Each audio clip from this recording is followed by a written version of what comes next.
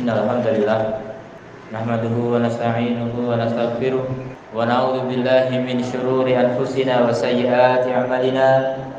May yahdihillahu fala mudilla lahu wa may yudlil fala hadiya lahu. Asyhadu an la ilaha illallah wahdahu la syarika lahu wa asyhadu anna Muhammadan 'abduhu wa rasuluh. Sallallahu alaihi wa ala alihi wa ashabihi wa sallama tasliman katsira. Ya ayyuhalladzina amanu taqullaha haqqa tuqatih wa la tamutunna illa wa antum muslimun.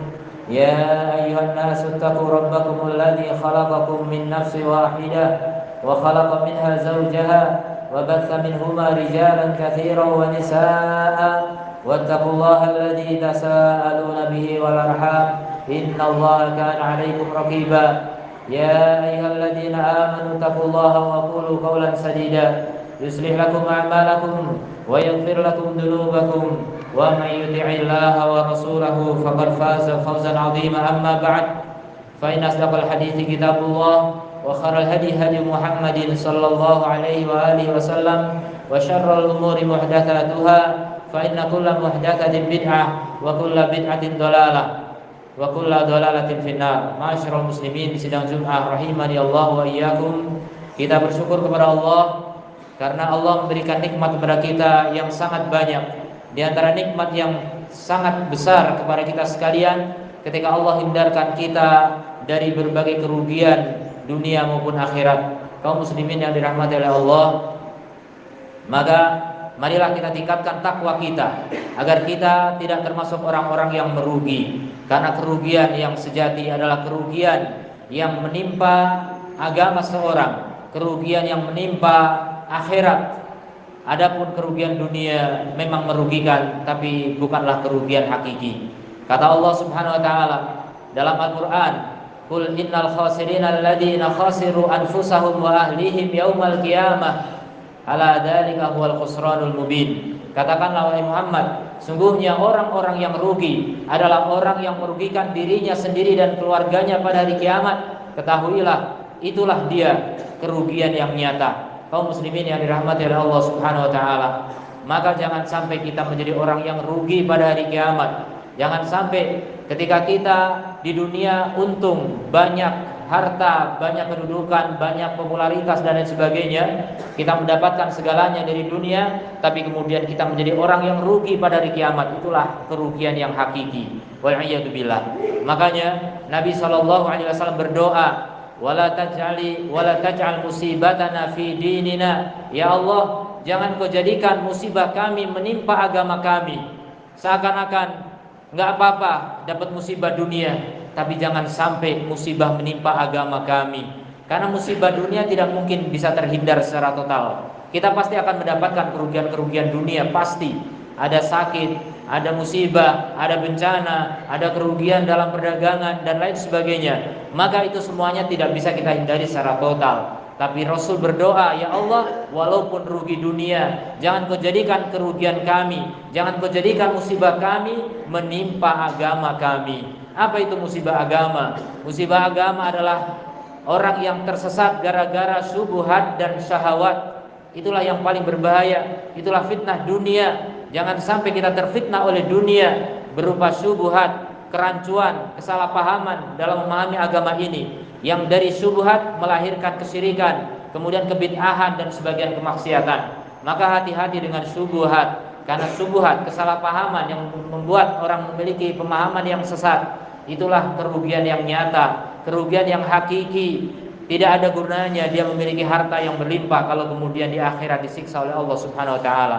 Kemudian juga syahwat. Syahwat ini yang melahirkan maksiat-maksiat, kedurhakaan kepada Allah, durhaka kepada orang tua, kemudian mendolimi manusia dan bahkan mendolimi diri sendiri. Itu gara-gara syahwat. Maka hati-hati dari musibah yang menimpa agama.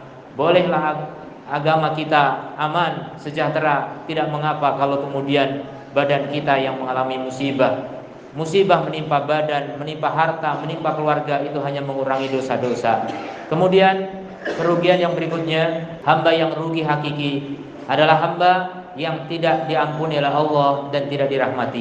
Oleh karena itu, Nabi Adam alaihissalam berdoa, qala, keduanya berkata, Adam dan Hawa, Rabbana dzalamna anfusana, wahai Rabb kami telah mendolimi diri kami sendiri dengan memakan buah larangan padahal sudah berada di surga, sudah Allah larang, kemudian memakan juga akhirnya mendapatkan apa?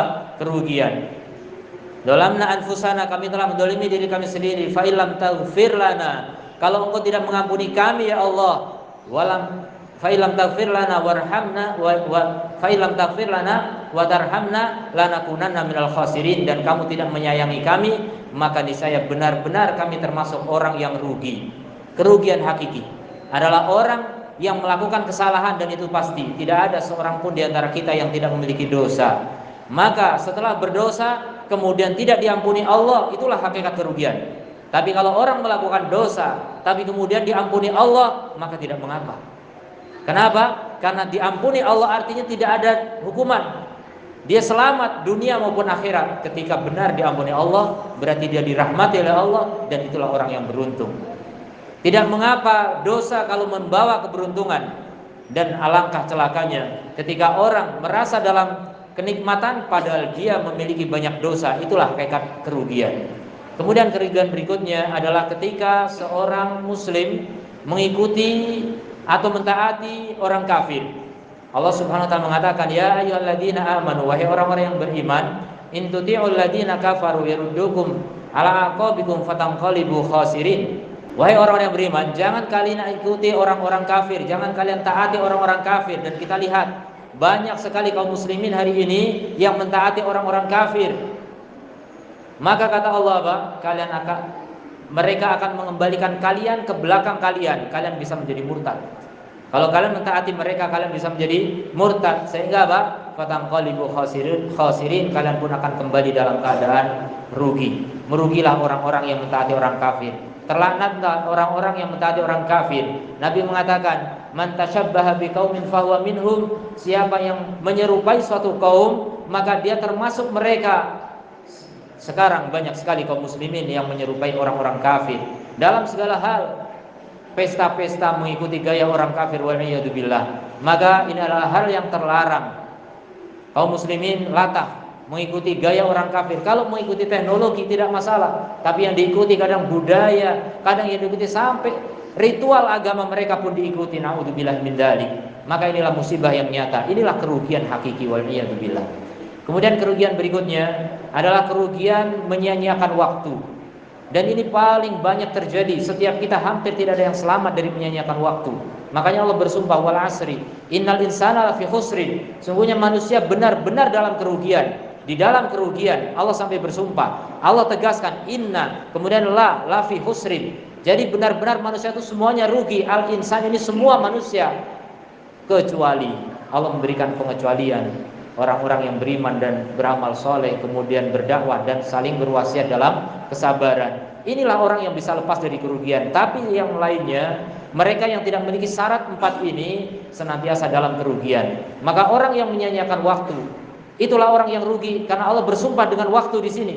Setiap waktu akan dihisab oleh Allah. Jadi hidup ini Allah ibaratkan seperti perdagangan. Orang berdagang itu bisa untung bisa rugi. Begitulah kehidupan kita. Kalau kita memiliki modal kita adalah waktu. Ra'sumalil muslim adalah waktu. Kalau ada waktu kemudian kita tidak kelola dengan baik, maka menghasilkan dosa, itulah kerugian. Bahkan tidak menghasilkan dosa pun kerugian ketika tidak mendatangkan pahala. Itulah kehidupan kita. Maka kita harus menjadikan waktu-waktu kita mendatangkan keuntungan. Orang yang terlambat sholat asar aja dikatakan rugi. Rasulullah mengatakan, man yafutuhu atau alladhi yafutuhu sholatul asri ka'annama, orang yang terluput dari salat asar maka seakan-akan wutira ahlahu wa malahu, dia kehilangan harta dan keluarganya. Coba lihat betapa ruginya orang yang terlambat salat asar. Dan begitulah seluruh amal soleh, jangan sampai terlambat, maka akan menjadi orang-orang yang rugi.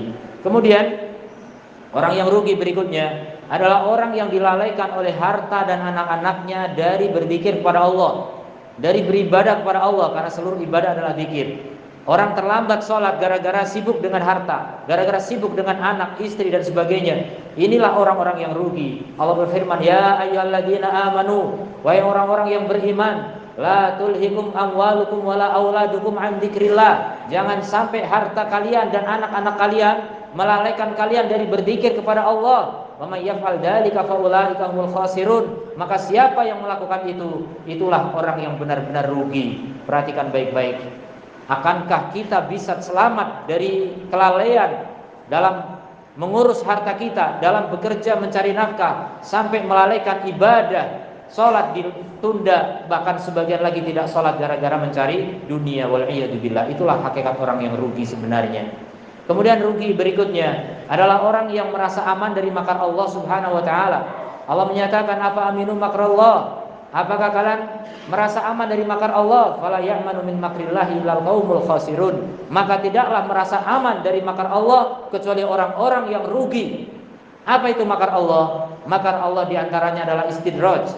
Istidraj itu apa? Istidraj itu adalah orang yang melakukan durhaka kepada Allah. Dia berdosa, dia mungkin meninggalkan kewajiban, atau dia melakukan keharaman, tapi dia tidak diadab oleh Allah, dibiarkan hidup, bahkan diberi nafas, diberi makan, minum bebas, diberi kenikmatan. Itulah istidraj, dan itulah makar Allah. Jadi Allah tidak lalai untuk mengadabnya, tapi Allah menunda saja. Mungkin di dunia diberi keselamatan dia, tapi sementara begitu mati, begitu di alam kubur, mulai mendapatkan siksa, wal'iyadzubillah. Itulah orang-orang yang rugi hakiki. Maka kaum muslimin yang dirahmati Allah, marilah kita jaga diri kita dari segala bentuk kerugian yang sudah Allah ingatkan dalam ayatnya, dan juga Nabi SAW mengingatkan dalam hadis-hadisnya, agar kita menjadi orang yang beruntung dunia dan akhirat. Aku qouli hadza wa astaghfirullah li wa lakum wa lisairil muslimin fastaghfiruhu innahu huwal ghafurur rahim.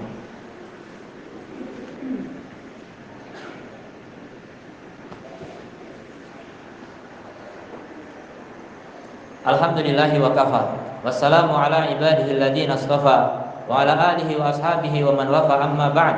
Ma'asyiral muslimin sidang Jumat rahimani Allah wa iyyakum. Berwasiat pada dirinya sendiri dan juga kepada jamaah sekalian, marilah kita tingkatkan takwa kita kepada Allah subhanahu wa ta'ala. Karena dengan ketakwaan itulah kita menjadi orang yang beruntung. Kalau kita tidak bertakwa kepada Allah, kita akan buntung. Mungkin tidak kelihatan buntung sekarang, tapi buntung di kemudian hari. Itulah makar Allah subhanahu wa ta'ala. Hati-hati. Bahkan orang yang mengandalkan amal solehnya, dia memperbanyak sholat, puasa, sedekah, dan lain sebagainya dari amal-amal kebaikan, bisa jadi dia tetap menjadi orang yang rugi, bahkan menjadi orang yang bangkrut. Bangkrut ini rugi total, sudah habis-habisan. Rasulullah SAW pernah bertanya kepada para sahabat, atadruna manil muflis, tahukah kamu siapa itu orang yang bangkrut? Para sahabat ada yang menjawab, al-muflisu fina man la dirham walahu wala dinar wala mata'. Orang bangkrut di antara kami adalah orang yang enggak punya dirham, enggak punya dinar, enggak punya harta lagi, habis, bangkrut. Bahkan menyisakan utang banyak.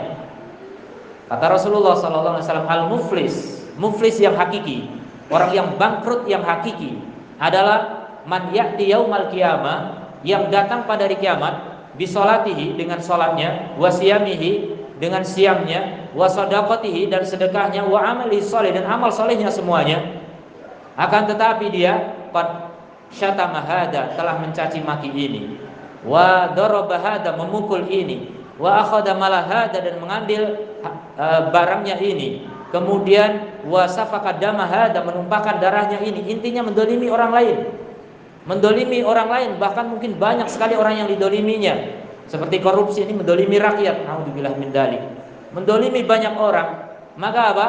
Fa ukhidha min hasanatihi, diambil dari pahala yang dia punya tadi, salat, siam, dan sebagainya, diambil pahalanya, dibagi-bagi kepada orang yang terdolimi. Hatta idza faniyat hasanatuhu, sampai ketika pahalanya habis, coba habis saking banyaknya orang didolimi. Maka apa? Diambil dosa orang yang terdolimi, yang belum terbagi tadi, yang belum dibagi hasanah. Maka dosa-dosa ditimpakan kepadanya sampai dia dimasukkan ke dalam neraka, padahal dia sudah melewati Shiratal Mustaqim. Ini kejadiannya di Kontoroh namanya.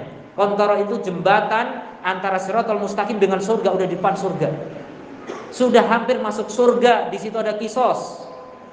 Orang-orang beriman dikisos di situ karena biar masuk surga nggak ada dendam lagi. Di surga satu hati. Maka apa? Ketika dikisos ternyata dia habis pahalanya dan bahkan ditimpakan dosa-dosa, akhirnya dikembalikan lagi ke neraka. Wal'iyadzubillah. Inilah bangkrut hakiki. Inilah kerugian hakiki. Jangan sampai kita menjadi orang-orang yang bangkrut di akhirat kelak. Maka hati-hati dari kedoliman. Makanya para sahabat radhiyallahu anhum, mereka seakan-akan lebih takut dari mendolimi orang lain daripada mendolimi Allah. Mendolimi Allah itu syirik. Ini perkara yang paling menakutkan, bisa kafir gara-gara syirik. Tapi seakan-akan mereka lebih takut pada kedoliman pada orang. Kenapa? Kalau kesyirikan, sekali kita mohon ampun pada Allah, Allah Maha Pengampun. Tapi kalau kita menyakiti orang, sudah merengek kita minta maaf, belum tentu manusia memaafkan. Maka hati-hatilah dari menyakiti orang. Hati-hatilah dari mencaci maki orang, mencela orang, menghibah orang, menamimah orang. Ini dosa-dosa dari mulut ini banyak sekali terjadi. Kedoliman pada orang lain dengan mulut kita, menipu orang dan sebagainya. Kemudian mengambil harta orang tanpa hak, kemudian menyakiti badannya sampai membunuhnya, wal'iyadzubillah. Ini semua adalah perkara-perkara yang akan mendatangkan kerugian. Sepertinya di dunia untung, koruptor seperti banyak duitnya, tapi di akhirat bangkrut, wal'iyadzubillah. Maka hati-hatilah dari segala dosa, karena dosa itu tidak ada keuntungannya sama sekali, bahkan mendatangkan segala kerugian. Allahumma shalli ala Muhammad wa ala ali Muhammad kama shallaita ala Ibrahim wa ala ali Ibrahim innaka Hamidum Majid. Allahumma ighfir lana dzunubana wa kaffir 'anna sayyi'atina wa tawaffana ma'al abrar. Allahumma a'izzal Islam wal muslimin wa adhil syirka wal musyrikin. Allahumma arinal haqqa haqqan warzuqna ittiba'ah wa arinal batila batila warzuqna istinaba. Allahumma inna na'udzubika an nusyrika bika wa nahnu na'lam wa nastaghfiruka lima la na'lam. Allahumma inna na'udzubika minasyakki wasyirki wasyiqaqi wan nifaqi wa su'il akhlaqi. Rabbana dhalamna anfusana wa illam taghfir lana wa tarhamna lanakunanna minal khasirin. Rabbana hab lana min azwajina wa dhurriyyatina qurrata a'yun waj'alna lil muttaqina imama. Allahumma a'izzal Islam wal muslimin wa adhil syirka wal musyrikin. Allahumma ansur ikhwanal mustad'afina fi kulli makan. Rabbana atina fid dunya hasanah wa fil akhirati hasanah wa qina adzabannar. Wa sallallahu ala nabiyyina Muhammadin wa ala alihi washabihi ajma'in wa akhiru da'wana alhamdulillahi rabbil alamin. Wa aqimissalah.